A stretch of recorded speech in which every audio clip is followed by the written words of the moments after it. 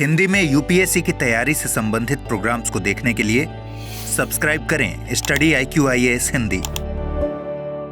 दोस्तों, जापान खतरे में है और ये कोई ऐसा वैसा खतरा नहीं, ये है भूकंप का खतरा।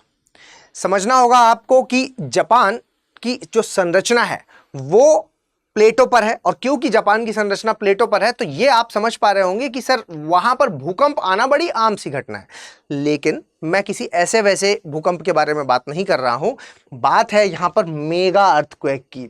और यहां पर एक वार्निंग जारी कर दी गई है कि एक मेगा अर्थक्वेक आने की संभावनाएं हैं जापान के नानकी ट्रफ में, नानकी गर्त वाले क्षेत्र में, जिसमें कि 3 लाख से ज्यादा जाने जा सकती हैं। अब आप समझ पा रहे होंगे कि इसकी गंभीरता कितनी है। मेगा अर्थक्वेक क्या होता है? मेगा अर्थक्वेक का मतलब यहां पर आप ऐसे मान लीजिए कि जब अर्थक्वेक 8 मैग्नीट्यूड से ज्यादा का होगा तो फिर हम उसको मेगा अर्थक्वेक की कैटेगरी में कहेंगे। और अभी 2023 में नेचर्स में एक रिपोर्ट छपी थी जिसके अनुसार यह भी बताया गया कि जापान वाले क्षेत्र में हर 100 से 150 सालों के बाद एक मेगा अर्थक्वेक आता है। ठीक है, एक मेगा अर्थक्वेक वहां पर आता है, मतलब एक भीषण अर्थक्वेक आता है, ऐसा अर्थक्वेक आता है जो 8 मैग्नीट्यूड से बड़ा है। ये वाला 9 मैग्नीट्यूड की संभावना है इसमें जताई जा रही है कि ये वाला जो अर्थक्वेक होगा ये रिक्टर स्केल पर 9 के आसपास रहना चाहिए। ठीक है, ध्यान देने की जरूरत है यहां पर आपको कि देखिए अभी आपने कुछ समय पहले एक रिपोर्ट अगर सुनी हो, करीबन 7-8 महीने पुरानी बात है, और 7-8 महीने पुरानी बात में एक रिपोर्ट आई थी जिसमें कि यह बताया गया था कि अगले 30 सालों में एक मेगा अर्थक्वेक आएगा। अगले 30 सालों में एक मेगा अर्थक्वेक आएगा। अब 30 साल जो बोला गया उसमें 30 साल कब होंगे भाई? 30 साल का मतलब है हो सकता है अगले 2 घंटे में आ जाए, हो सकता है कि 10 साल बाद आए। ठीक है, लेकिन अगले 30 साल वहां पर कहा गया था। और एक और पैटर्न नोटिस किया गया है कि जो मेगा अर्थक्वेक होते हैं ये पेयर में आते हैं। और अब ये वाली जो रिपोर्ट है, ये वाली रिपोर्ट जस्ट म्यांमार में जो अर्थक्वेक आया 7.7 मैग्नीट्यूड का जो म्यांमार में अर्थक्वेक आया उसके जस्ट बाद आई है रिपोर्ट। आपको पता है कि म्यांमार में सेगेंग फॉल्ट, ये आपका सेगेंग फॉल्ट है ना, जो म्यांमार के बीचों बीच आप देख पा रहे हैं, पूरा बीचों बीच नॉर्थ से लेकर के साउथ तक है ना। ये भारत वाला पार्ट हो गया, ये बांग्लादेश वाला पार्ट हो गया, ये म्यांमार वाला पार्ट, जिसमें नॉर्थ से साउथ तक सेगोंग फॉल्ट है जो पूरा यहां पर है। और इसी फॉल्ट में यहां पर आपको जो सेंट्रल म्यांमार है उस जगह पर एपी सेंटर देखने को मिला था, जिसको हमने कवर भी किया था। ठीक है, म्यांमार वाले क्षेत्र में जो आया। तो इसके जस्ट बाद क्या संभावनाएं जताई जा रही हैं? इसके जस्ट बाद संभावनाएं जताई जा रही हैं कि अब जापान के किस क्षेत्र में? जापान के नानकाई ट्रफ में आ सकता है अर्थक्वेक। क्या है ये नानकाई ट्रफ? इसको पहले देख लेते हैं। देखिए, ये जापान के प्रशांत तट के पास स्थित एक टेक्टोनिक प्लेट जंक्शन है। ठीक है, देखिए भूकंप के बारे में अगर हम बात करें तो भूकंप कई प्रकार के होते हैं, लेकिन जो मोस्ट फेमस, सबसे ज्यादा जो प्रचलित भूकंप जो देखे जाते हैं वो है आपके विवर्तनिकी टाइप के। ठीक है, तो ये वाला भी वही है, प्लेट टेक्टोनिक एक्टिविटीज के कारण होने वाला एक भूकंप है, जो कि आपका फिलीपींस सागर प्लेट और यूरेशियन प्लेट के आपस में टकराने के कारण यहां पर भूकंप आने की संभावनाएं जताई जा रही है। तो ये यूरेशियन प्लेट जो लिखा है ये वही यूरेशियन प्लेट है जहां पर हमारी इंडियन प्लेट भी आकर के फिट हुई है। ठीक है, ये वही वाली है। मैं इसमें दिखा देता हूं, इस वाले फिगर में देखिए, आपको यहां पर समझ में आ जाएगा। ये रही आपका इंडियन प्लेट, या जिसको हम कह सकते हैं कि सर एक समय का ये प्रायद्वीपीय भारत है ना, प्रायद्वीपीय भारत है। और ये कभी गोंडवाना लैंड का पार्ट हुआ करता था, और फिर उसके बाद खिसक करके जब ये ऊपर गया तो फिर ये किस डायरेक्शन में खिसका? नॉर्थ ईस्ट में, है ना, और जाकर के ये यहां पर फिट हो गया। यूरेशियन प्लेट, ये आपकी यूरेशियन प्लेट है, ऊपर से यूरेशियन प्लेट और नीचे से इंडियन प्लेट आकर के इसमें फिट हो गई। और ये इंडियन प्लेट जब फिट हुई तो यहां पर किसका निर्माण हो गया? यहां पर हिमालय की संरचना है जो वो बन गई। ठीक है, ये वही वाला है, ये वही वाला है। ठीक है, तो यहां पर बेसिकली बताया जा रहा है कि जो फिलीपींस सागर प्लेट और यूरेशियन प्लेट है, जो इनके टकराने की वजह से यहां पर एक्टिविटीज हो रही हैं। और एक बार आप नानकाई ट्रफ को समझने से पहले एक बार पहले जापान के मैप को समझ लीजिए। पूरे जापान के मैप की बात करें तो देखो 4 आइलैंड्स हैं मेन। एक आपका होकाइडो आइलैंड, एक आपका होन्शु आइलैंड, एक आपका शिकागो आइलैंड और एक आपका क्यूशू आइलैंड, है ना। ये 4 मेनली आइलैंड है, ठीक है। मैं जिस क्षेत्र के बारे में बात करने वाला हूं वो है आपका इधर ले लीजिए आप, टोक्यो के थोड़ा सा नीचे यहां पर शिजुका नामक एक जगह है, वहां से हम कह सकते हैं, और ये आपका मियाजाकी के आसपास, ठीक है। तो इस इतना क्षेत्र, ये वाला जो क्षेत्र है, इस गर्त के बारे में बात कर रहे हैं। मैं बार बार ये गर्त बोल रहा हूं, बार बार ये ट्रफ बोल रहा हूं, हो सकता है ये आपको कंफ्यूज कर रहा हो। तो फिलहाल समझने के लिए बस मैं आपको इतना बता दूं कि बेटा जब 2 प्लेटें टकराती हैं तो आप इतना बेसिक जानते ही हैं कि सर जब 2 प्लेटें आपस में टकराती हैं, ठीक है, तो उनमें से जो भी भारी होगी वो नीचे चली जाएगी, है ना। और भारी कौन सी होती है? भारी कौन सी होती है? भारी हमेशा कौन सी होती है बेटा? भारी होती है जो वो महासागरीय होती है, महासागरीय, ठीक है। तो जब महासागरीय और महाद्वीपीय 2 प्लेटें टकरा रही हैं मान लीजिए, तो महासागर वाली क्योंकि भारी है तो वो नीचे जाएगी, तो एक प्लेट क्योंकि नीचे चली जाएगी, ठीक है, एक प्लेट क्योंकि नीचे चली जाएगी, तो आप ये समझ पा रहे हो कि सर ये वाला जो क्षेत्र है, ये जो नीचे को जा रहा है ना, ये वाला जो क्षेत्र है, तो ये क्या गर्त वाला है ना, गड्ढे वाला क्षेत्र दिखेगा आपको, ठीक है। अभी डिटेल में डिस्कस करेंगे इसके बारे में, ठीक है। तो गड्ढे वाला क्षेत्र दिखेगा, तो इस गड्ढे वाले क्षेत्र को, इसी क्षेत्र को, ये वाला जो झुकाव सा दिख रहा है हमें, इसी को हम गर्त कह रहे हैं, इसी को हम ट्रफ बोल रहे हैं, और कुछ नहीं है, ठीक है। तो यहां पर कौन कौन सी प्लेट है, कौन सी महासागरीय है, कहां पर महासागरीय, एक बार इस पर भी नजर डाल लेते हैं। ये रहा वही वाला फिगर जो मैंने आपको इसमें दिखाया है, क्योंकि आप इस क्षेत्रों से परिचित हैं तो आप आसानी से समझ पा रहे होंगे इस जगह के बारे में। इसी को अगर मैं फिजिकली दिखाऊं तो ये देखिए, ये मैप है जो जारी किया गया है अभी रिसेंटली न्यूज में, ठीक है। तो इस वाले क्षेत्र के बारे में कहें तो ये रहा वही वाला क्षेत्र जो मैंने अभी आपको नीचे का हिस्सा दिखाया है, कि इस वाले क्षेत्र में यहां पर हम कह रहे हैं कि ये है पूरा ननकाई ट्रफ, है ना। ये ननकाई ट्रफ यहां पर बन रहा है। अब ये जो ननकाई ट्रफ बन रहा है, ध्यान दीजिए, ननकाई ट्रफ बन रहा है, इसके बारे में अगर हम बात करते हैं तो ये देखिए कि यहां पर कौन कौन सी प्लेट्स हैं। ये मैंने यहां पर आपके लिए प्लेट्स की संरचना लाई है कि जापान है जो वो किन किन प्लेटों में घिरा हुआ है। तो देखिए जापान के इस साइड में आप देख पा रहे हैं कि ये आपकी कौन सी प्लेट है? ये आपकी पैसिफिक प्लेट है इस तरफ, ठीक है। ये आपकी कौन सी है? Philippine plate. बेटा ये जो फिलिपिन प्लेट है, ये फिलिपिन सागर प्लेट है, तो ये हो गई सागरीय प्लेट, ठीक है। ये पैसिफिक प्लेट है, ये पैसिफिक भी ये सागरीय प्लेट हो जाएगी, ये भी सागरीय है एक तरह से, है ना। लेकिन ये है आपकी फिलिपिन प्लेट, ये भी महासागरीय प्लेट कह दूं मैं यहां पर इसको, महासागरीय प्लेट, ठीक है, महासागरीय प्लेट। और ये है बेटा यूरेशियन प्लेट, और यूरेशियन प्लेट है जो ये है क्या? महाद्वीपीय प्लेट, द्वीपीय प्लेट, ठीक। ये हो गई महाद्वीपीय प्लेट। तो वही चीज मैंने आपको बताया था कि जब 2 प्लेटें आपस में टकराती है, तो ये है महासागर वाली प्लेट, ये ऊपर को जा रही है, और ये किससे टकरा रही है? ये इस वाली आपकी महाद्वीपीय प्लेट जो कि यूरेशियन प्लेट है, इससे टकरा रही है। आप सोच रहे होंगे कि सर ये तो पानी पानी सा ही दिख रहा है चारों तरफ, आप 2 प्लेटें दिखा रहे हैं और इसको आप महाद्वीपीय प्लेट कह रहे हैं और इसको आप महासागरीय प्लेट कह रहे हैं। क्या है पूरी कहानी? थोड़ा सा प्लेटों को समझते हैं, तब उसके बाद आपके दिमाग में और क्लैरिटी आएगी। देखो आप इसको समझिए, इस वाले फिगर से आपको समझ में आ जाएगा। अगर मैं आपसे ये कह रहा हूं कि बेटा बात ये है कि चलिए यहां से आने से पहले इस संरचना को समझें हम। इससे पहले हम थोड़ा सा पृथ्वी की भीतर की संरचना को समझ लेते हैं, आंतरिक संरचना को हल्का सा समझ लेते हैं, ताकि आपके दिमाग में थोड़ी सी क्लैरिटी और आ जाए। देखिए अगर मैं आपसे कहूं कि पृथ्वी के बारे में अगर आपसे कहें तो आप ये बात जानते हैं कि ठीक है, आप ये बात जानते हैं कि सर सबसे ऊपर है क्रस्ट, उसके अलावा एक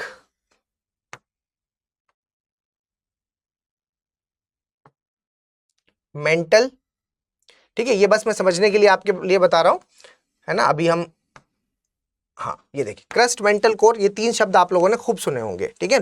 क्रस्ट, मेंटल, कोर है जो, ये 3 शब्द आपने सुने होंगे, और जिसको मैं कलरफुल कर देता हूं तो थोड़ा सा और डिफरेंशिएट हम कर पाएंगे इजीली, और डिफरेंशिएट अब हम कर पा रहे होंगे इसको, और आप ये समझ पा रहे हो कि सर ऊपर वाला जो हिस्सा है इसको हम क्या है, ये हमारा भूपर्पटी है ना, यानी कि क्रस्ट होता है, ये क्रस्ट होता है, ये होता है हमारा क्रस्ट, ठीक है। और ये जो इसके भीतर वाला पार्ट है ये है आपका क्या? मेंटल, ये आपका मेंटल वाला पार्ट है, ये वाला अगर मैं कहूं तो ये है आपका मेंटल, और ये वाला जो पार्ट है ये है कोर, ठीक है। आप इतना समझते हैं कि सर इनके भी 2-2 पार्ट होते हैं, जिसमें कि हम ये कह सकते हैं कि सर ये ऊपरी क्रस्ट है, ऊपरी क्रस्ट है, या कॉन्टिनेंटल क्रस्ट कह दें या ऊपरी क्रस्ट कह दें, एक ही बात है, ठीक है। और ये वाला है जो ये आपका इनर क्रस्ट है, भीतरी क्रस्ट है, भीतरी क्रस्ट है ना। ये बाहर वाला ले लीजिए, ये आंतरिक वाला ले लीजिए, आंतरिक लिखना ज्यादा सही है, आंतरिक क्रस्ट, आंतरिक, या मैं इसको जैसे मैंने इसको कॉन्टिनेंटल क्रस्ट कहा है वैसे ही मैं इसको ओशियानिक क्रस्ट भी कह सकता हूं, ठीक है। तो इस तरीके से हम दो नामकरण यहां पर कर रहे हैं। वैसे ही मेंटल के भी दो नामकरण कर रहे हैं सर, अपर मेंटल और लोअर मेंटल, और वैसे ही कोर के भी दो नामकरण कर रहे हैं हम, अपर कोर और लोअर कोर, है ना, या इनर कोर भी आप इसको कह सकते हैं, इनर कोर, इनर कोर और आउटर कोर, आउटर कोर और इनर कोर, ठीक है, ये भी कह सकते हैं। वैसे ही मेंटल को भी हम क्या कह सकते हैं बेटा, मेंटल को भी हम कह सकते हैं कि मेंटल भी अपने आप में कैसा है, दो संरचनाओं से बना हुआ है, जो आप कह सकते हैं कि सर आउटर मेंटल और इनर मेंटल, ठीक है, इनर मेंटल और आउटर मेंटल। जैसे कि ये पृथ्वी की संरचनाएं मैंने यहां पर बनाई हैं, उन्हीं संरचनाओं में आप ये भी समझिए कि हम यहां पर, मैं अगर आपको भूकंप के आधार पर इनका वर्गीकरण करके दिखाता, तो भूकंप के आधार पर जब हम इनका वर्गीकरण करते तो भी यहां पर एक ये हो गया आपका स्थल मंडल वाला पार्ट, ठीक है, स्थल मंडल वाला पार्ट, ठीक है। समझने के लिए आप यहां पर इस तरीके से आप इसको समझ लीजिए, जिसमें कि मैं आपको बताता हूं कि कलर्स हम भर के एक एक करके बताएंगे। देखो ये वाला हो गया आपका स्थल मंडल वाला पार्ट, इसके नीचे जो है बेटा वो है आपका क्या, दुर्बलता मंडल वाला पार्ट। इसके भी अगर हम नीचे जाएंगे तो आपको मिलेगा आग्नेय मंडल वाला पार्ट, इसके भी नीचे जाएंगे तो आपको मिलेगा मध्य मंडल वाला पार्ट, इसके भी अगर और नीचे जाएंगे तो आपको मिलेगा बैरी मंडल वाला पार्ट, और इसके भी और नीचे अगर हम जाएंगे तो मिलेगा आंतरिक बैरी मंडल वाला पार्ट, ठीक है। तो ये रहता है, तो इतनी चीजें रहती हैं, जिसमें कि बस मैं आपसे आज इस चीज को समझने के लिए बस मैं आपको ये बताना चाहता हूं कि ये ऊपर वाला पार्ट है बेटा स्थल मंडल वाला पार्ट, स्थल मंडल, ठीक है। और ये जो स्थल मंडल है ये है कितना, 0 से अगर हम शुरू कर रहे हैं तो 0 से 100 किलोमीटर तक जो है आपका स्थल मंडल मिलेगा। और इसके नीचे, मतलब जब मैं यहां 100 किलोमीटर तक इस जगह तक आ गया, और यहां पर अगर मैं कह रहा हूं तो ये है आपका कौन सा, दुर्बलता मंडल वाला पार्ट, दुर्बलता मंडल, ये दुर्बलता मंडल वाला पार्ट है। और ये जो दुर्बलता मंडल वाला पार्ट है ये आपका 100 से 400 किलोमीटर तक मिलता है, ठीक है, 400 किलोमीटर तक मिलता है। बस अभी फिलहाल के लिए आप इतना याद रखिए, दो ही हमारे लिए इंपॉर्टेंट है, ठीक है। इसके आगे नामकरण मैं कर देता हूं, है ना। दुर्बलता मंडल के बाद फिर आपका आ जाएगा आग्नेय मंडल, आग्नेय मंडल, फिर आ जाएगा आपका मध्य मंडल, फिर आ जाएगा आपका बैरी मंडल या गहनता मंडल, और ये आ जाएगा आपका आंतरिक बैरी मंडल, ठीक है, आंतरिक बैरी मंडल, ठीक है। इतनी चीजें आपको यहां पर समझनी है। जैसे कि मैंने यहां पर आपको बताया, वैसे ही यहां पर आप इतना और समझ लीजिए कि जब मैं इस क्रस्ट के बारे में बात कर रहा हूं बेटा, इस क्रस्ट के बारे में बात करता हूं, तो ये है 0 से अगर हम शुरू करते हैं तो 35 किलोमीटर तक हमें नीचे जाना चाहिए, ठीक है।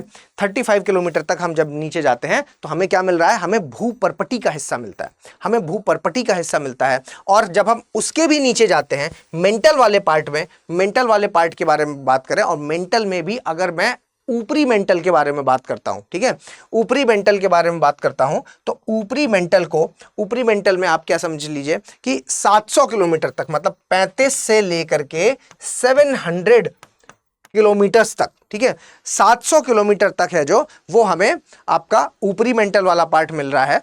तो यहां तक हमें जानना जरूरी है। और फिर अगर आप और क्यूरियोसिटी रखते हैं तो फिर आप ये समझ लीजिए कि 700 से लेकर के 2900 किलोमीटर तक हमारा इनर मेंटल रहता है। फिर हम जब कोर में आते हैं तो 2900 से लेकर के आपका 2900 से लेकर के 5150 तक हमारा आउटर कोर रहता है, और 5150 से लेकर के आपका 6371 किलोमीटर तक अंदर वाला हिस्सा रहता है, ठीक है। तो इतनी चीजें रहती है। अगर आपको थोड़ी सी भी इस में समझने में समस्या हो रही है तो बस मैंने इतना बताया है कि यहां से यहां तक 35 किलोमीटर है, ठीक है। उसके बाद यहां से यहां तक कितना है, ये वाला जो हिस्सा है ना, ये वाला हिस्सा जो है ये 700 किलोमीटर तक है। इसके भी मैं जब और अंदर आ गया तो ये हिस्सा आपका 2900 किलोमीटर तक है। 2900 के भी मैं और अंदर इस जगह तक, इस पॉइंट तक आ गया तो मैं कहूंगा कि ये सर मैं 51-50 तक आ गया। और फिर मैं जब इसके भी अंदर बिल्कुल सेंटर पॉइंट पर आ गया, है ना, जब मैं कहूंगा कि बिल्कुल मैं इस पॉइंट से नापता हूं तो पूरा जो रेडियस है, पृथ्वी का पूरा रेडियस है जो, वो कितना निकल के आता है, आप कहेंगे सर 6371 किलोमीटर निकल करके आता है। 6371 किलोमीटर निकल के आता है। तो मेरे ख्याल से ये चीजें आपके दिमाग में क्लियर हो गई होंगी। ये आपको इस चीज को समझने के लिए इतना नहीं समझना है, आपको जो समझना है बस इसका थोड़ा थोड़ा हिस्सा समझना है जो अभी मैं आपके साथ लिंक करूंगा। ये देख लीजिए, एक तो ये याद रखिए आप, जो मैं सर्कल कर रहा हूं बस इतना से याद रखिए। स्थल मंडल 0 से 100 किलोमीटर का ये याद रखिए। इसके अलावा ये क्रस्ट याद रखिए, 0 से 35 किलोमीटर तक का क्रस्ट है हमारा।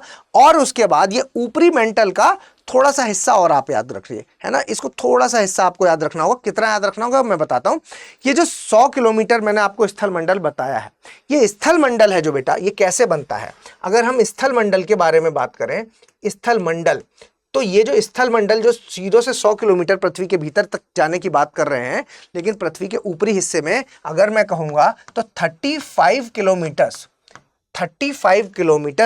का क्या है, 35 किलोमीटर की हो गई भूपर्पटी, ठीक है, क्रस्ट वाला पार्ट, क्रस्ट। और प्लस 65 किलोमीटर, ये कौन से 65 है, इसके नीचे जाने वाले, मतलब मेंटल का ऊपरी हिस्सा, मेंटल का ऊपरी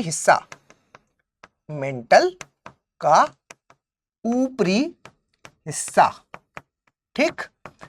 तो ये आपका टोटल मिलाकर के कितना बैठ गया, टोटल आप कहेंगे सर हो गया 100 किलोमीटर, है ना। तो ये जो 100 किलोमीटर है, स्थल मंडल के जो 100 किलोमीटर मैंने बताए हैं, वो ये दोनों का मिला करके पार्ट है, ठीक है, इन दोनों का मिला करके पार्ट है। क्योंकि ये दोनों ही संरचनाएं जो मैंने आपको बताई हैं, बस ये जो बाइफर्केशन किया गया है ये आपका भूकंपीय आधार पर किया गया है और ये आपका भौतिक आधार पर किया गया है, ठीक है, भौतिक आधार पर किया गया है। बस इतना ही डिफरेंस है तो वही पृथ्वी है, तो उसी पृथ्वी के भीतर जा रहे हैं, ठीक है। तो बस मैं यहां पर आपको इतना बताना चाहता था कि ऊपर का जो 100 किलोमीटर का हिस्सा है वो ऐसा है, ठीक है। ये कहां से आया, वो यहां से आया, ठीक है। इतनी चीजें मैं आपको बताना चाहता था बस। तो अब पीछे का सब जाने दीजिए, बस ये बात आप अपने दिमाग में रखिए। मैंने कहा कि हम जो स्थल मंडल के बारे में बात कर रहे हैं, ये स्थल मंडल किसके ऊपर है, किसके ऊपर है बेटा, स्थल मंडल किसके ऊपर है, ये स्थल मंडल देखिए दुर्बलता मंडल के ऊपर है ना, ये इस दुर्बलता मंडल के ऊपर है। तो चलिए मैं इसी दुर्बलता मंडल को यहां पर वापस से बना देता हूं। अगर मैं आपसे कहता हूं कि ये रहा पृथ्वी का ऊपरी भाग और इसके ऊपर मैं जो ये वाला कलर कर रहा हूं, है ना, ये वाला जो मैं कलर कर रहा हूं, ठीक है, ये क्या है बेटा, ये आपका दुर्बलता मंडल है, ये आपका दुर्बलता मंडल है बेटा, ठीक है। और इस दुर्बलता मंडल के ऊपर स्थल मंडल है। और स्थल मंडल कैसा है, स्थल मंडल कैसा है समझिए इस चीज को। स्थल मंडल है जो वो एक, आप मान लीजिए कि ये प्लेटें हैं, स्थल मंडल में ये प्लेटें, इस तरीके से ये स्थल मंडल में प्लेटें हैं, ये लीजिए, है ना, ये एक प्लेट हो गई, ये मान लीजिए दूसरी प्लेट हो गई, ये नाव है एक तरह से, ठीक है, ये दूसरी प्लेट हो गई। मैं यहां पर इस तरीके से बना देता हूं, कैसी भी हो सकती है क्योंकि, ठीक है, ये लीजिए तीसरी प्लेट हो गई,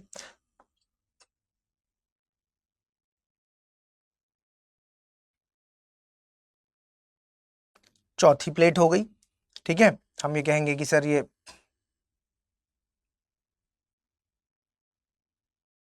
है ना, पूरी बड़ी प्लेट बना देते हैं यहां तक,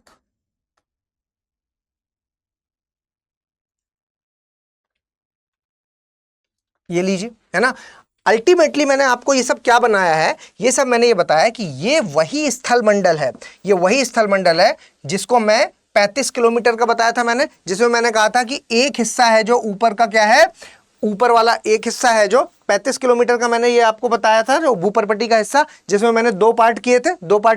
बिल्कुल वैसा ही आप यहाँ पर मान लीजिए कि सर एक पतला है और एक छोटा है, और यहाँ पर क्या पानी भरा हुआ है, ये पानी भरा हुआ है, ये पानी भरा हुआ है, जिसको हम और आप क्या मान लेते हैं, ओशियन मान लेते हैं, ओशियन मान लेते हैं। आप में से बहुत सारे लोग ये समझते होंगे कि सर नीचे पाताल तक पानी भरा हुआ है ना, आप लोग ऐसा समझते होंगे, है ना, लेकिन पता नहीं क्या है वो पाताल। पाताल लोग एक अलग अलग कहानी हो जाएगी, है ना, अलग टाइप से हो जाएगा, लेकिन ऐसा नहीं है। पानी तो बस ये ऊपर ऊपर यहाँ पर भरा हुआ है, बाकी नीचे देखो, नीचे तो पूरा का पूरा स्थल ही है ना, ये पूरा पूरा स्थल ही। तो अगर मैं इस सेपरेट बना दूं, इस प्लेट को मैं निकाल के बाहर ले आऊं, अगर मैं बेटा इस प्लेट को बाहर निकाल देता हूं, तो ये लीजिए मैंने इस प्लेट को बाहर निकाल दिया, ठीक है। अब मैंने अगर बेटा इस प्लेट को बाहर निकाला है, तो आप समझिए ये पानी भरा हुआ है, ये पानी भरा हुआ है, और ठीक है, ये पानी भरा हुआ है, ठीक है, ये पानी भरा हुआ है, और ये प्लेट है पूरी। मतलब नीचे क्या है, नीचे तो पूरा सॉलिड पार्ट है, नीचे तो पूरा सॉलिड पार्ट है। और अगर मैं इसके दो पार्ट ऐसे कर दूं, तो ये वाला हिस्सा, ये वाला हिस्सा है जो, ये वाला हिस्सा जो कि समुद्र के नीचे है, ये वाला हिस्सा है जो, ये वाला हिस्सा क्या कहलाएगा बेटा, ये बेटा ओशियनिक क्रस्ट कहलाएगा, है ना, महासागरीय, महासागरीय प्लेट कहलाएगा या क्रस्ट कहलाएगा, क्रस्ट, ठीक है। और ये वाला जो हिस्सा है ये महाद्वीपीय क्रस्ट कहलाएगा, महाद्वीपीय। तो आज आपको ये वाली बात तो क्लियर हो गई होगी कि सर बात ये है कि पूरी की पूरी प्लेट, ये पूरी एक प्लेट है ना, एक प्लेट है पूरी। टूजो विल्सन ने जो नामकरण कर दिया है 1965 में, टूजो विल्सन के द्वारा ये नामकरण जो किया गया है, वो इस पूरी संरचना को एक प्लेट कहा गया है, ना कि इसको और इसको, ठीक है। जब आप प्लेट विवर्तनिकी का सिद्धांत पढ़ेंगे तो उससे पहले बहुत कंफ्यूजन चला, दो बड़ी फेमस थ्योरीज हैं इसको लेकर के। एक आप लोगों ने महाद्वीपीय विस्थापन का सिद्धांत पढ़ा होगा, और एक आप लोगों ने सी फ्लोर स्प्रेडिंग का, है ना, महासागर के नितल प्रसरण का सिद्धांत, सी फ्लोर स्प्रेडिंग का सिद्धांत आपने पढ़ा होगा। ये जो दो सिद्धांत हैं, इसके बाद फाइनली जो तीसरा सिद्धांत ले आया, जिसका नाम है आपका प्लेट विवर्तनिकी का सिद्धांत, उसने ये क्लैरिटी ला करके दी, भाई पूरी की पूरी एक प्लेट है, कोई अलग अलग नहीं है, ये पूरी एक प्लेट है। और ये पूरी एक प्लेट किस पर तैर रही है, ये तैर रही है इस दुर्बलता मंडल पर, ये जो अंदर नीचे वाला पार्ट है ये दुर्बलता मंडल पर। अब आप समझ पा रहे होंगे कि सर दुर्बलता मंडल पर ऊपर स्थल मंडल तैर रहा है, क्लियर। बस मैं इतना ही बताना चाहता था कि इस दुर्बलता मंडल पर, दुर्बलता मंडल पर स्थल मंडल तैर रहा है, ठीक है, तैर रहा है, ठीक है, स्थल मंडल बेटा तैर रहा है। और क्योंकि ये तैर रहा है तो फिर तैरती हुई चीजें तो आपस में टकराएंगी, ठीक है, तैर रही हैं तो आपस में टकराएंगी, तो दो प्लेटें आपस में टकराती हैं। अब प्लेटें कैसी भी हो सकती हैं, क्या हो सकती हैं, प्लेटें कैसी भी हो सकती हैं। प्लेटें अगर हम टकराने के बारे में बात करें तो देखिए, ये जो मोमेंट है ये दो तरीके के, मतलब तीन तरीके के किनारे बनाता है बेसिकली। एक अभिसारी किनारा, है ना, एक आप ये कह सकते हैं कि विनाशात्मक किनारा, एक संरचनात्मक किनारा, और एक संरक्षी किनारा। ये तीन तरीके के किनारे बनाते हैं जहां पर ये टकराते हैं। तो अगर मैं सबसे पहले बात करता हूं विनाशात्मक किनारे की, तो अगर मैं विनाशात्मक किनारे के बारे में बात करता हूं, विनाशात्मक, तो ध्यान रखना इस किनारे में, जिसको हम अभिसारी किनारा भी कह देते हैं, अभिसारी किनारा भी कह देते हैं, अभिसारी। और इसमें आपको क्या समझना है, इसमें आपको समझना है कि बात यह है कि सर दो प्लेटें जब आपस में टकराएंगी, तो मान के चलता हूं कि दो प्लेटों के बारे में हम कह रहे हैं, तो हम मान के चलते हैं कि ओशियनिक और ओशियनिक प्लेट आपस में टकरा रही है ना। मतलब जो फ्रंट है सामने से जब ये टकराएंगी तो कैसी कैसी टकराएंगी, ओशियनिक वाली टकराएंगी। तो मैं पूरी एक प्लेट बना दूं, मान लो मैं ये कह रहा हूं आपसे, ठीक है, मैंने आपसे बस ये कहा है, इसको छोटा बना देते हैं, ये एक प्लेट और वैसी ही एक प्लेट ये, ठीक है। अब ये दोनों जब आपस में टकराएंगी तो क्या होगा, ये दोनों जब आपस में टकराएंगी तो क्या होगा। और यहां पर आपको समझना है कि जब ये दोनों आपस में टकराती हैं तो हमेशा भारी वाली नीचे जाती है। अब आप कहेंगे सर आपने बताया था कि महासागर वाली भारी होती है, यहां तो दोनों ही महासागर वाली हैं, तो इनमें से जो भारी होगी वो नीचे जाएगी, ठीक है। तो जब बेटा ये दोनों आमने सामने आएंगी तो उनमें से भारी वाली नीचे जाएगी, भारी वाली जब नीचे जाएगी तो हल्की वाली है जो वो उसके ऊपर चढ़ जाती है। जब इसके ऊपर ये हल्की वाली चढ़ जाएगी तो आप ये कहेंगे कि सर ये नीचे कहाँ जा रही है, नीचे जब ये जाएगी तो आप ये बात जानते हैं कि सर ये जब ये नीचे जाएगी तो नीचे कुछ इसको मिलेगा, क्या मिलेगा, इसको कुछ मिलेगा, क्या मिलेगा, इसको मिलेगा दुर्बलता मंडल। अभी बताया मैंने थोड़ा देर पहले कि भाई जो ये तैर रही हैं वो किस पर तैर रही हैं, नीचे दुर्बलता मंडल है। और दुर्बलता मंडल जो है, ये जो दुर्बलता मंडल मैंने आपको बताया, ये दुर्बलता मंडल है जो ये बहुत हाई टेम्परेचर है। यहां पर कितना है, 1900 डिग्री सेल्सियस है। इस दुर्बलता मंडल का टेम्परेचर 1900 डिग्री सेल्सियस है, बहुत हाई टेम्परेचर है। और इतने हाई टेम्परेचर पर क्या होता है कि कोई भी चीज जाएगी तो पिघल ही जाएगी। तो जब ये प्लेट वहां पर पहुंचेगी, जब ये सॉलिड स्ट्रक्चर वहां पहुंचेगा तो नीचे जाकर के पिघलेगा। और पिघलेगा तो फिर क्या होगा, पिघलेगा तो हम ये कह सकते हैं कि सर जब ये पिघलेगा तो ये वाला जो जगह है, इस जगह पर पिघलना शुरू होगा और फिर ऊपर को मूवमेंट चालू होगा। आप कहेंगे सर ये ऊपर को मूवमेंट क्यों चालू हो गया? बस आप इतना समझ के रखिए कि नीचे एक पानी की बाल्टी है, आप उस पर बैठेंगे, जब पानी की बाल्टी पर बैठेंगे, भरी हुई बाल्टी पर, तो आपके वजन जितना पड़ेगा उतना ही तो पानी बाहर आएगा। तो उतना ही, क्योंकि जैसे पानी बाहर आता है तो वैसे ही ये क्योंकि अर्ध तरल है। नीचे जो माल है, ये जो नीचे दुर्बलता मंडल है, ये दुर्बलता मंडल कैसा है, ये आप कहेंगे सर अर्ध तरल है।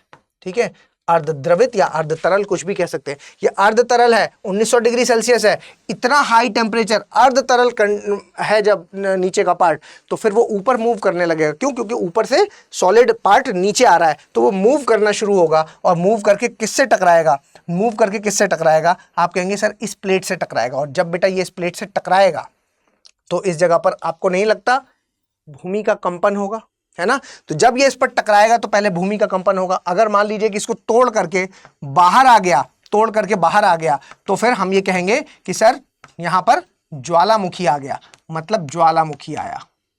तो ज्वालामुखी भी आते हैं ऐसी प्लेटों के टकराने से। जब ओशैनिक टकरा रही हैं तब आप कहेंगे कि सर यहां पर जब ऐसी प्लेटें टकराती हैं तो सबसे पहले भूकंप आते हैं, भूकंप। और यहां पर आप कहेंगे कि सर ये जो ये इसके ऊपर चढ़ती जा रही है तो कंप्रेशन फोर्स लग रहा है, और इस कंप्रेशन फोर्स की वजह से यहां पर पर्वतों का निर्माण भी होता है। ठीक है, तो पर्वतों का निर्माण भी होता है इस जगह पर। ठीक है, एक तो ये चीज याद रखिए।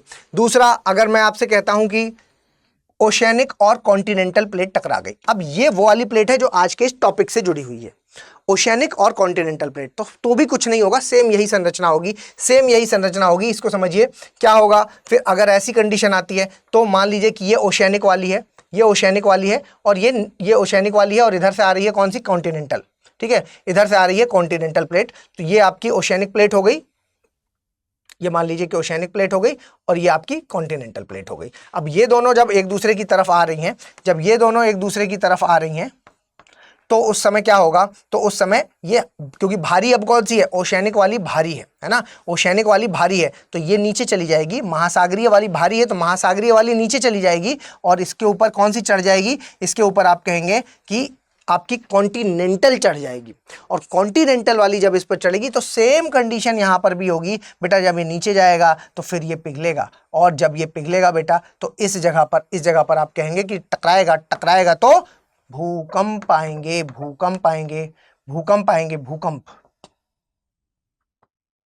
ठीक है, भूकंप आएंगे। और अगर यहां पर क्या होगा, पर्वत निर्माण होगा, पर्वतों का निर्माण होगा। आप ही कहेंगे कि अगर तोड़ करके इसने तोड़ करके यहां पर अगर इसने तोड़ा तो इस जगह पर क्या है, ज्वालामुखी का उद्गार भी देखने को मिल सकता है, ज्वालामुखी का उद्गार भी देखने को मिलेगा। मतलब मैं आपको जो समझाना चाहता हूं बस वो ये है कि अगर जब ये प्लेट नीचे जाएगी तो ये इससे टकराएगी, और फिर यहां पर ये इससे टकराएगी तो फिर भूकंप आएंगे। यही होता है विवर्तनिकी टाइप का भूकंप, यानी कि प्लेटों के कारण आने वाला भूकंप। ठीक है, तो ये यहां पर टकराई और टकराने से क्या आया, भूकंप आया। तो इतनी बात आपको समझ में आई। ठीक है, इसके अलावा एक संरक्षी किनारे वाला भी होता है, या यहां पर ही हम कहेंगे सर कॉन्टिनेंटल टकराएंगी तो क्या होता है, ये वाला भी देख लेते हैं क्योंकि भारत के पॉइंट ऑफ व्यू से इंपॉर्टेंट है, तो इसको भी देख लेते हैं एक बार। दो देख लिए, तीसरा भी देख ही लेते हैं। देखो, जब दो कॉन्टिनेंटल टकराएंगी तो क्या होगा, कॉन्टिनेंटल टकराएंगी तो इनमें इतनी क्षमता नहीं है, जो भारी होगी ऑब्वियसली वो नीचे जाएगी, है ना, और दूसरी वाली है जो वो इसके ऊपर चढ़ जाएगी। लेकिन ये इतना नीचे नहीं जाएगी कि जाकर के पिघल जाए और फिर उसके बाद ऊपर आए और फिर जाकर के झटके लगे ना, यहां पर बहुत भयंकर भूकंप आएंगे। क्यों?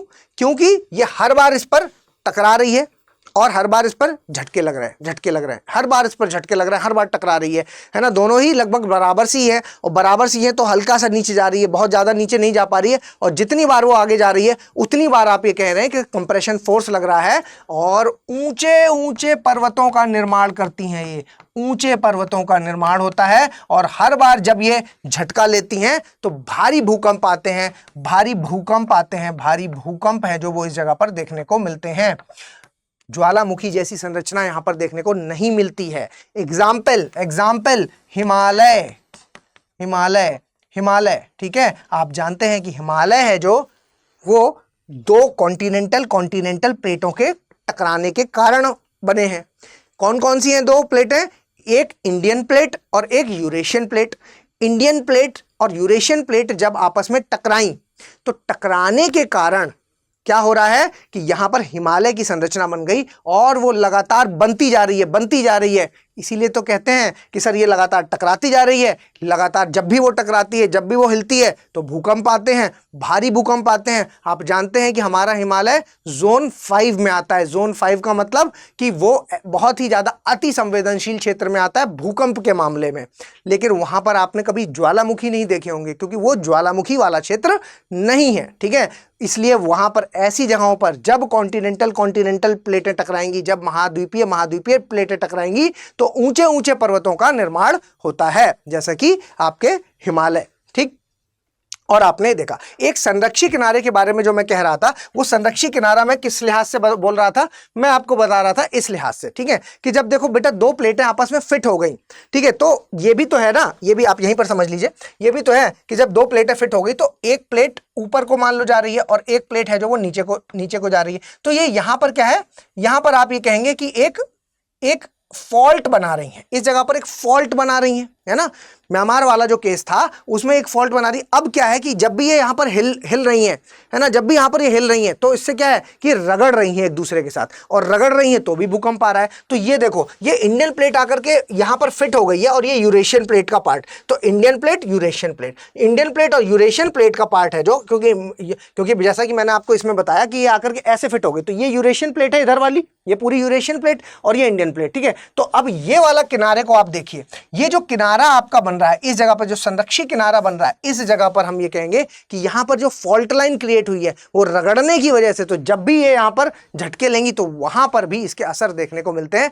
और ध्यान दीजिए, इपीसेंटर, बार बार इस शब्द का जिक्र होता है, तो यहीं पर इसको भी समझ लेते हैं। सारा कंसेप्ट अगर क्लियर रहेगा तो ही ये पूरी घटना समझ में आएगी। इपीसेंटर बार बार कहा जा रहा है। तो देखो, अब ये मान लीजिए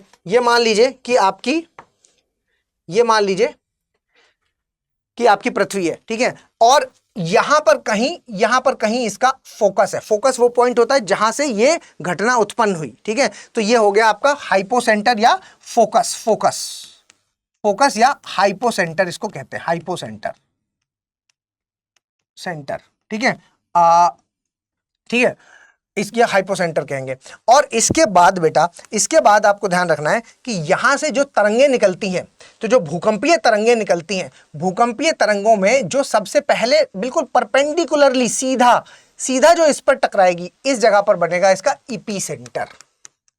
आप कहेंगे कि क्या सर सीधी ही जाएगी और किसी डायरेक्शन में नहीं जाएंगी? नहीं, ऐसा बिल्कुल भी नहीं है। ये यहाँ भी टकराएगी, यहाँ पर भी टकराएगी, यहाँ पर भी टकराएगी, यहाँ पर भी टकराएगी, यहाँ पर भी टकराएगी, हर जगह टकराएगी, है ना। लेकिन ध्यान में रखना है आपको कि इसका इपीसेंटर कौन सा होगा। इपीसेंटर वही होगा जो बिल्कुल स्ट्रेट होगा, सीधा, जहां पर, क्योंकि इस जगह पर सबसे ज्यादा क्षति होगी। तो अगर अब थोड़ा सा और डिटेल में जाएं तो यहां से निकलने वाली तरंगे कौन सी होती हैं? जो ऊर्ध्वाधर गति में चलती हैं, ऊर्ध्वाधर गति में जो चलती हैं, ऊर्ध्वाधर, ठीक है, वो तरंगे हैं आपकी पी तरंग और एस तरंग, ठीक है। पी तरंग है जो ये आपकी सॉलिड में, लिक्विड में, दोनों में ही ट्रेवल कर सकती है ना, सॉलिड लिक्विड दोनों में ट्रेवल कर सकती है। ये वाली जो है ये केवल और केवल सॉलिड में ही ट्रेवल करेगी, केवल और केवल सॉलिड में ही ट्रेवल करती है, ठीक है, एस तरंग जो है। तो पी तरंग सबसे पहले यही आती है, उसके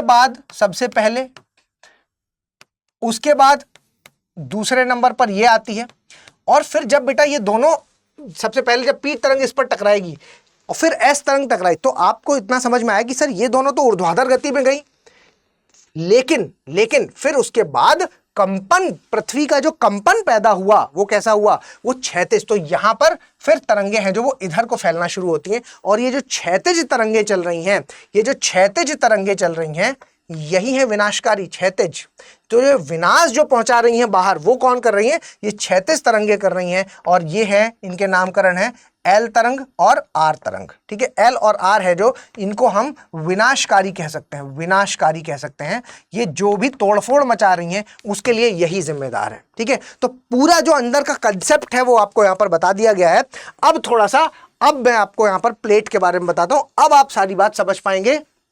अब आप इसको देखिए, इस फिगर को देखिए, क्योंकि मैंने आपको यहां पर प्लेटें बता दी है कि सर ये वही नीचे जो आपको लाल लाल दिख रहा है, ये लाल लाल दुर्बलता मंडल है बेटा, ये लाल लाल दुर्बलता मंडल है। इसके ऊपर जो ये प्लेट है, ये क्या है, ये अपने आप में एक प्लेट है, जिसमें कि आप देख पा रहे हैं कि सर ये हिस्सा तो महासागर का है और ये हिस्सा महाद्वीप है। मतलब इस हिस्से में आप और मैं रहते हैं और इस हिस्से में महासागर है। तो अगर मैं इसी चीज को इस वाले फिगर में बनाऊं, तो यहां पर ये वाला हिस्सा क्या हो गया, ये वही जहां पर आप और मैं रहते हैं, है ना, जहां पर आप और मैं रहते हैं, और ये महासागर वाला हिस्सा हो गया। ठीक है, लेकिन मिला करके तो पूरी एक प्लेट है ना। तो जैसे ये पूरी एक प्लेट है, वैसे ही मैं ये कह सकता हूं कि सर ये पूरी देखिए एक प्लेट है ना। जो हम साउथ अमेरिकन प्लेट अगर इसका नामकरण कह रहे हैं, तो साउथ अमेरिकन प्लेट का मतलब ये नहीं है बिल्कुल भी कि ये साउथ अमेरिका वाला पार्ट ही होगा, बस नहीं। साउथ अमेरिकन प्लेट का मतलब है ये साउथ अमेरिका वाला पार्ट तो होगा ही होगा, साथ में ये पानी वाला पार्ट भी होगा। ठीक है, तो मिला करके हम इसको साउथ अमेरिकन प्लेट कह रहे हैं। वैसे इसको हम अफ्रीकन प्लेट कह रहे हैं। तो अफ्रीकन प्लेट भी ये इतनी बड़ी है, जिसमें कि ये महाद्वीपीय हिस्सा हो गया और ये महासागरीय हिस्सा हो गया। अब मेरे ख्याल से आपके दिमाग में क्लियर हो गया होगा कि सर महाद्वीपीय महासागरीय प्लेटें, अब जो किनारा बनाएंगे, अगर मान लो ये इधर से टकराई और इधर से टकराई, तो देखो ये क्या है, ये नासका प्लेट हो गई, ये आपकी महासागरीय प्लेट है, और ये आपकी क्या है, ये आपकी महाद्वीपीय प्लेट है। तो ये महासागर महाद्वीप टकरा रहे हैं, है ना। अगर मान लो ये प्लेट और ये प्लेट टकराई आपस में, तो मैं कह सकता हूं सर महासागरीय प्लेट टकरा रही हैं। ठीक है, तो इस तरीके से किनारे यहां पर बने हुए आपको नजर आ रहे हैं। ठीक है, चलिए, तो अब ये वाला इसी और समझना चाहते हैं तो इसको आप यहां पर समझ लीजिए, है ना। अभी इस जगह को समझ लीजिए, ये वही अफ्रीकन प्लेट, ये पूरी इतनी बड़ी सी दिखाई गई है। ठीक है, मेरे ख्याल से क्लैरिटी आ गई होगी, है ना, मेरे ख्याल से क्लैरिटी आ गई होगी। इस वाले डायग्राम को भी समझ लीजिए। इस वाले डायग्राम को इंटेंशनली क्यों लगाया गया है, क्योंकि अभी हम जिस बारे में बात कर रहे हैं, उसमें पैसिफिक प्लेट का भी पार्ट है ना। उसमें आपका ये जो पैसिफिक प्लेट है वो भी, उसका भी जिक्र है। आप ये कहेंगे कि सर उसमें इस फिलिपिन प्लेट का भी जिक्र है। पैसिफिक प्लेट देखो बेटा, सबसे बड़ी प्लेट यही है ना। और ये पैसिफिक प्लेट, इतनी बड़ी प्लेट और चारों तरफ से किसी ना किसी प्लेट से टकरा ही रही है। सबसे ज्यादा भूकंप अगर कोई पूछे कहां पर आते हैं, तो यही वाला वो हिस्सा है, पैसिफिक प्लेट वाला हिस्सा है, जो कहीं ना कहीं किसी ना किसी छोटी या बड़ी प्लेट से टकरा रही है, छोटी बड़ी प्लेटों से टकरा रही है। और जहां पर भी जिस भी प्लेट से टकराएगी, भूकंप जैसी घटनाएं हैं जो वहां पर देखने को मिलेंगी, ठीक है। और ये देखिए, यहां पर ये देखिए कि ये फिलीपींस प्लेट, ये रही फिलिपिन, ये आपकी ठीक है, ये आपकी फिलिपिन प्लेट हो गई। इसके अलावा ये यूरेशियन प्लेट हो गई, और ये आपकी पैसिफिक प्लेट हो गई। तो ये तीन प्लेटों का जिक्र मैंने शुरुआत में आपको बताया था कि अगर मैं ननकाई ट्रैफ आपको समझाऊं, तो ननकाई ट्रैफ, या फिर जब मैंने शुरुआत में आपको ये दिखाया था, तो एक बार फिर से हम देख लेते हैं, ये देख लीजिए, है ना। तो ननकाई ट्रैफ को जब मैंने समझाया था, तो मैंने आपको पहले ये भी बताया साथ में कि भाई ये जो जापान है, इस जापान में यहां पर देखो, ये फिलिपिन प्लेट है, ये आपकी पैसिफिक प्लेट है, और ये आपकी यूरेशियन प्लेट है, जिसमें से ये महाद्वीपीय प्लेट हो जाती है, ये महासागरीय प्लेट हो जाती है, और ये भी आपकी महासागरीय, हालांकि ये थोड़ा दूरी पर है, लेकिन ये भी महासागरीय प्लेट है। लेकिन ये दोनों हैं जो वो आपस में टकरा रही हैं, चलिए आगे बढ़ते हैं। और अब अगर यहां तक आप क्लैरिटी ले चुके हैं, तो जो मैंने प्लेटें बोला, ये प्लेटें हैं जो वो 7 बड़ी प्लेटें हैं और 8 छोटी प्लेटें हैं। तो उनके नाम भी मैंने आपके लिए लिख दिए हैं, ताकि एक जगह पर आपको सारा मटेरियल एक साथ मिल जाए। देखिए, ये टॉपिक क्यों इंपॉर्टेंट है, GS paper 1 plus GS paper 3 disaster management दोनों के पॉइंट ऑफ व्यू से, तो कवरेज भी यहां पर उसी हिसाब से किया जा रहा है कि अगर कंसेप्ट जीएस पेपर 1 के हिसाब से पूछ लिया जाए तो वो भी पता होना चाहिए, अगर जीएस पेपर 3 के हिसाब से पूछ लिया जाए तो वो भी चीजें आपको पता होनी चाहिए। इसलिए मैं यहां पर अब अगले पॉइंट पर जो आने वाला हूं, वो है जापान में जो 3 लाख लोगों की मौतों का खतरा बताया जा रहा है, ननकाई ट्रफ मेगा क्वेक में। तो देखिए यहां पर बता रहे हैं कि 9 तीव्रताओं का भूकंप है जो वो आ सकता है। भाई 3 लाख लोगों की जाने का खतरा है, तो क्यों ऐसी बात कैसे कह सकते हैं? 9 की तीव्रता 9 मैग्नीट्यूड पर आएगा। इसके अलावा सुनामी से तटीय शहरों में भारी तबाही हो सकती है, सुनामी का खतरा भी है। एक और नई बात, नया टॉपिक आपके लिए, सुनामी है ना, ये भी एक नया टॉपिक है, सुनामी है ना, सुनामी का खतरा भी है यहां पर। इसके अलावा बुनियादी ढांचे और परिवहन सिस्टम को गंभीर नुकसान। ऑब्वियसली जब ये अर्थक्वेक आता है तो सबसे बड़ी प्रॉब्लम क्या, आर्थिक नुकसान होता है। और इस वाले अर्थक्वेक के बारे में अगर मैं कहूं आपसे तो अनुमान लगाया जा रहा है कि अगर ये आता है तो जापान की जीडीपी का 50%, जापान की जीडीपी का 50% तक का लॉस करेगा। ठीक है, लॉस करेगा, इतना अनुमान है जो वो इसका लगाया जा रहा है। ठीक है, तो ध्यान रखिए इस बात को कि लॉस इसमें बहुत बड़ा है। इवन कहा जा रहा है कि जापान का जो 1/3 एरिया है वो प्रभावित होगा, 1/3 क्षेत्र प्रभावित होगा और जीडीपी का 50% लॉस हो सकता है। ठीक है, चलिए आगे देखिए संभावित सुनामी और भूकंप का प्रभाव। ठीक है, अब यहां पर आपको यह पता होना चाहिए भूकंप के क्या प्रभाव होंगे, अगर भूकंप आता है तो क्या प्रभाव होंगे। तो देखिए भूकंप के बारे में अगर हम बात कर रहे हैं, भूकंप, ठीक है, तो भूकंप के प्रभाव आप लिख लें, आप इसको लिख लें। देखिए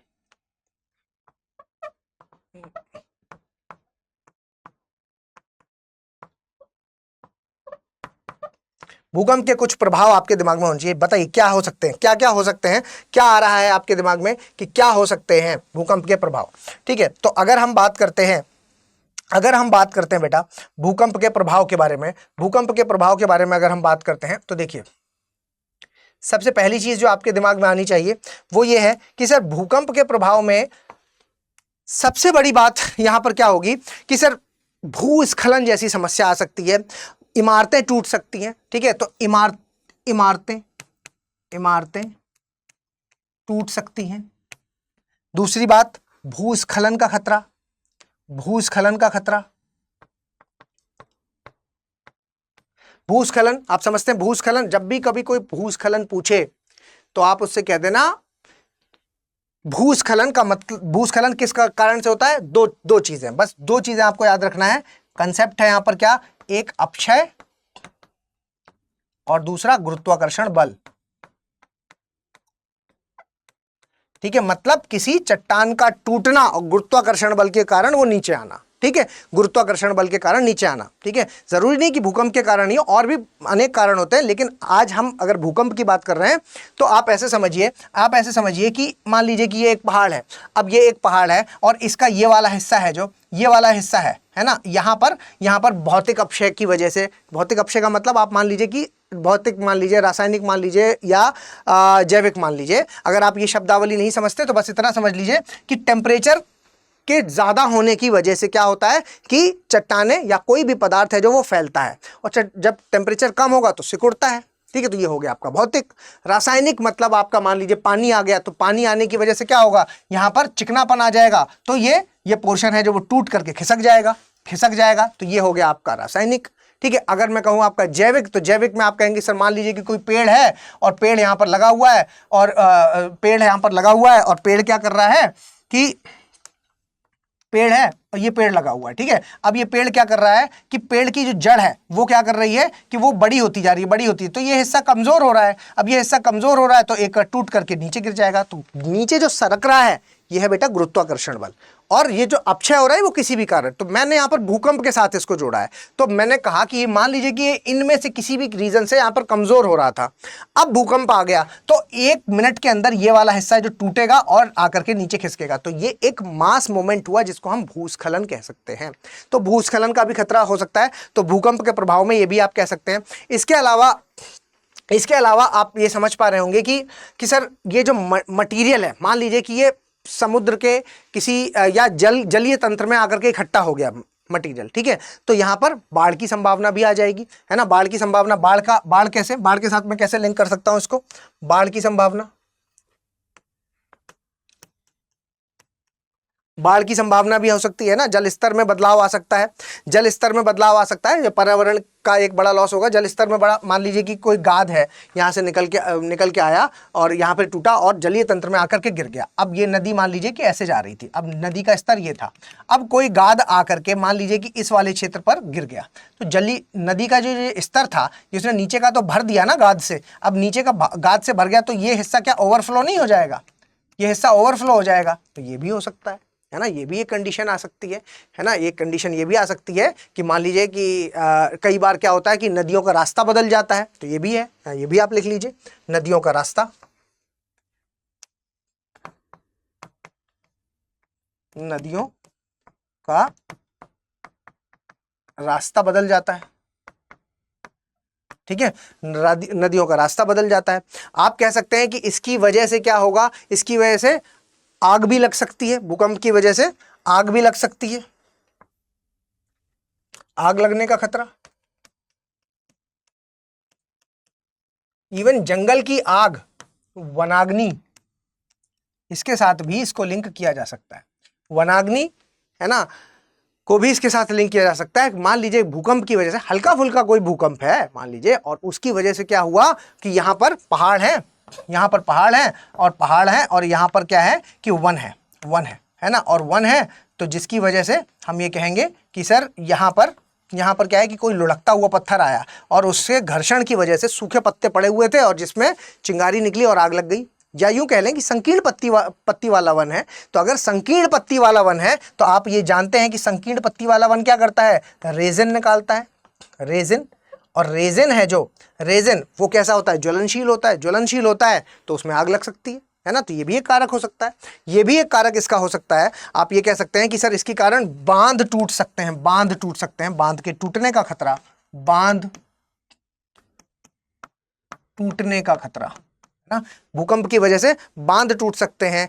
और जो सबसे बड़ी बात जो अभी आपने दूसरी चीज जो लिंक की है वो है सुनामी का खतरा हो सकता है। सुनामी, देखो सुनामी के बारे में अगर हम बात करें तो सुनामी को आप समझिए, है ना, सुनामी का खतरा है ना, और भी हो सकते हैं, तो इतनी चीजें आप कम से कम अपने दिमाग में रख सकते हैं, इतनी चीजें आप कम से कम अपने दिमाग में रख सकते हैं। और एक और आप रख लीजिए, मृदा द्रवीकरण, है ना, मृदा द्रवीकरण, सॉइल लिक्विफेक्शन,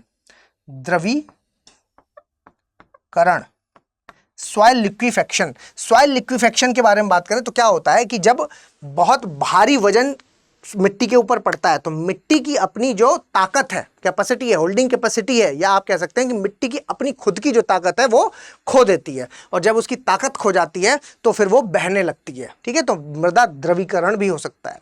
तो ये फैक्टर्स आप अपने दिमाग में रखिएगा, याद रखिएगा, ताकि आपको समस्या ना हो। चलिए, तो अगर मैं सुनामी के बारे में डिस्कस कर रहा था, यहीं पर कर लेते हैं सुनामी, ठीक है, यहीं पर हम थोड़ा सुनामी को समझ लेते हैं कि सुनामी,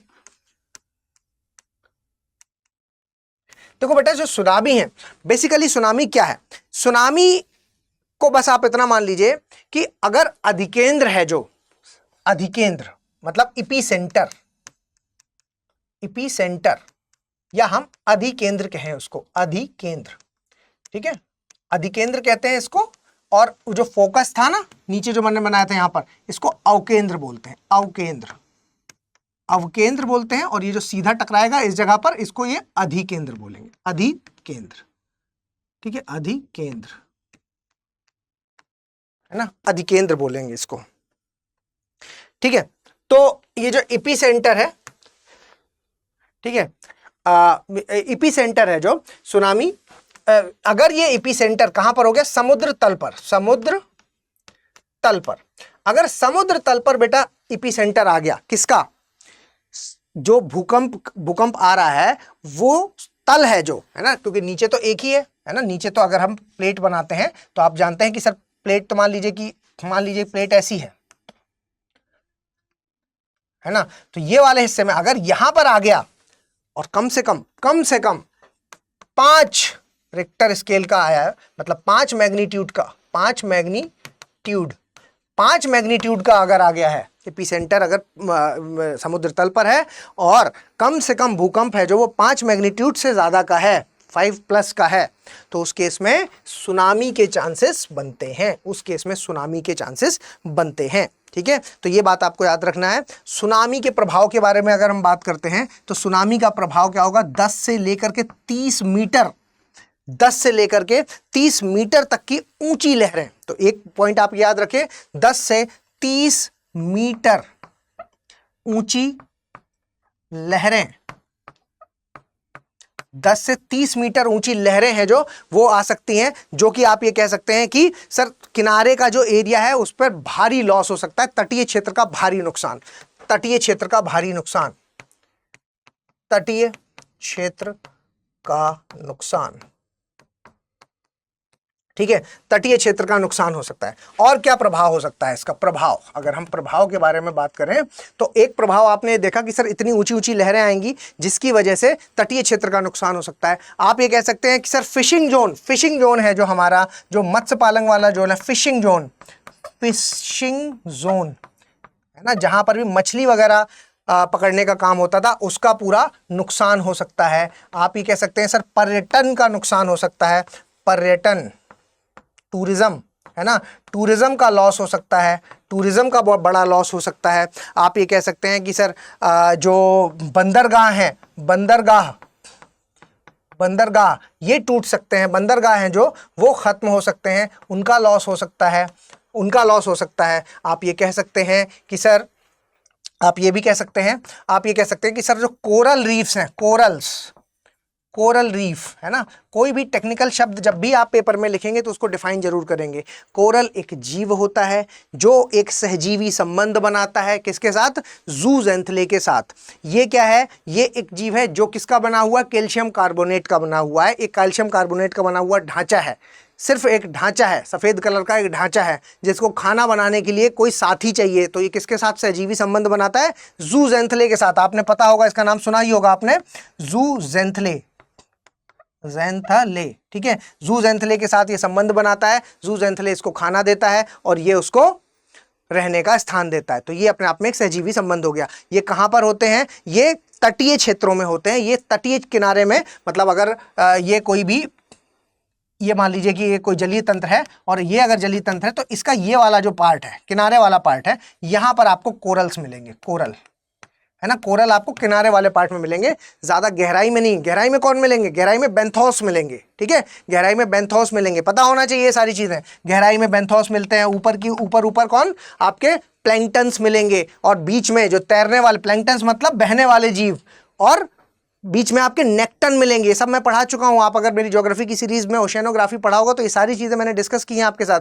बीच में नेक्टन मिलेंगे, नेक्टन कौन होते हैं, तैरने वाले जीव। ठीक है, तो ये आप यहाँ पर आप ये कह सकते हैं कि सर कोरल रीफ्स का है जो वो लॉस होगा। और अगर सर खारा पानी अंदर आ गया, क्योंकि ये तो 30 मीटर तक ऊंची लहरें हैं, और बेटा अगर खारा पानी अंदर आया तो आप ये कहेंगे सर कृषि क्षेत्र का लॉस होगा, कृषि क्षेत्र का लॉस, कृषि का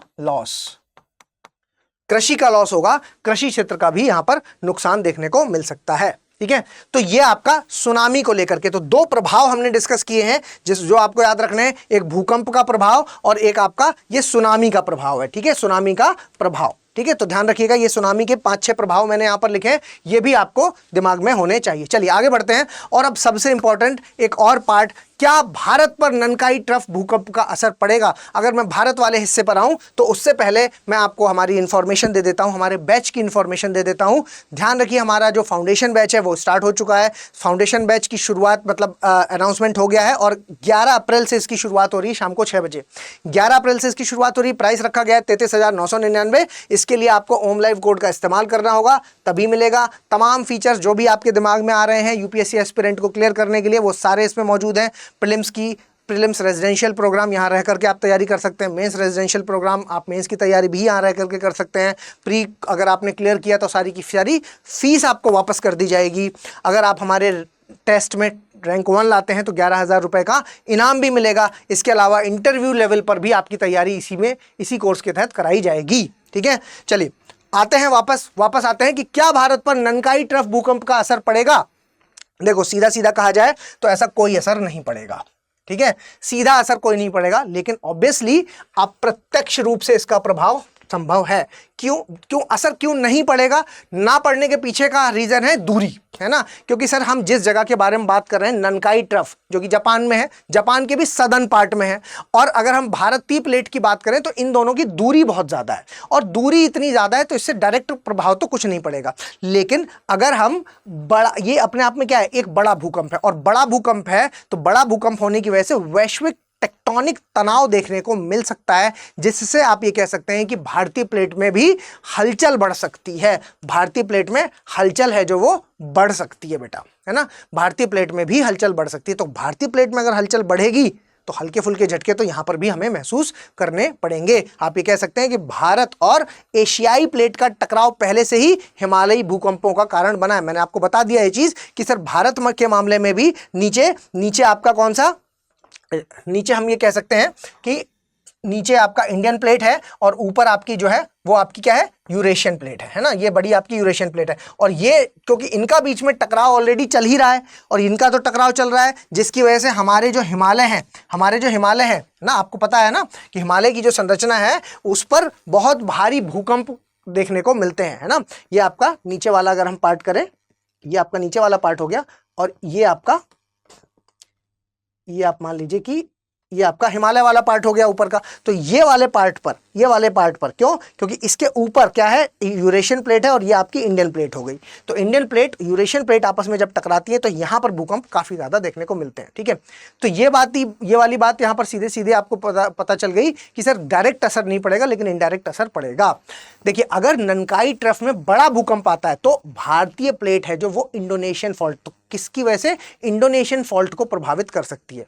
अगर आप वर्ल्ड मैप अगर आप देखें यहाँ पर, इसमें देखिए यहाँ पर अगर आप देखें तो आप यहाँ पर आप समझ पा रहे होंगे कि इस जगह पर की बारे में बात हो रही है, इस जगह पर, है ना। तो यहाँ पर जो छोटी छोटी प्लेट्स हैं इस जगह पर, इधर है ना, इधर इंडोनेशियन प्लेट्स हैं जो इधर आप अगर नीचे देखेंगे तो ये आपकी इंडियन प्लेट हो गई, है ना, ये आपकी इंडियन प्लेट का पार्ट हो गया, और ये आपका ऊपर वाला जो हिस्सा है ये आपका यूरेशियन प्लेट का पार्ट हो गया। तो इधर जो इंडोनेशियन जो ट्रफ बनेगा, या आप कह सकते हैं कि इंडोनेशियन जो फॉल्ट बनेगा उसको प्रभावित कर सकता है भारतीय प्लेट, और इंडोनेशियन फॉल्ट है जो उसको प्रभावित कर सकता है। तो जिससे हम ये कह सकते हैं कि भारत पर असर देखने को मिल सकता है। और इसमें सुमात्रा अंडमान ट्रेंच, ये वाला पॉइंट आपको थोड़ा सा ध्यान देना चाहिए। सुमात्रा अंडमान ट्रेंच है जो, उसमें अगर हलचल बढ़ गई तो क्या होगा, 2004 में सुनामी भारत के लिए नहीं बनी है, भारत में सुनामी जैसी आपदा नहीं है। भारत में 2004 के बाद से ऐसी कोई सुनामी जैसी घटना यहाँ पर नहीं सुनाई दी है, ठीक है। और आप जब डिजास्टर मैनेजमेंट पढ़ते हैं तो भी आपको ये बात बताई जाती है कि सुनामी भारत में नहीं है, लेकिन क्योंकि 2004 में सुनामी का बड़ा खतरा हम लोग झेल चुके हैं, और वैसा ही खतरा यहाँ पर कहा जा रहा है कि दोबारा से भी आ सकता है अगर सुमात्रा अंडमान ट्रेंच में हलचल बढ़ गई तो, ठीक है। तो इतनी चीजें आपको यहाँ पर ध्यान रखनी है, इतनी चीजें आपको ध्यान में रखनी है। अगर आप चाहते हैं कि ये पीडीएफ भी आपको मिल जाए तो उस केस में आपको ओम द्विवेदी स्टडी आईक्यू ये टेलीग्राम पर आकर के आपको ये पीडीएफ ले लेना है, ठीक है। चलिए, thank you everyone, thank you so much. Hindi में यूपीएससी की तैयारी से संबंधित प्रोग्राम्स को देखने के लिए सब्सक्राइब करें स्टडी IQ IAS हिंदी।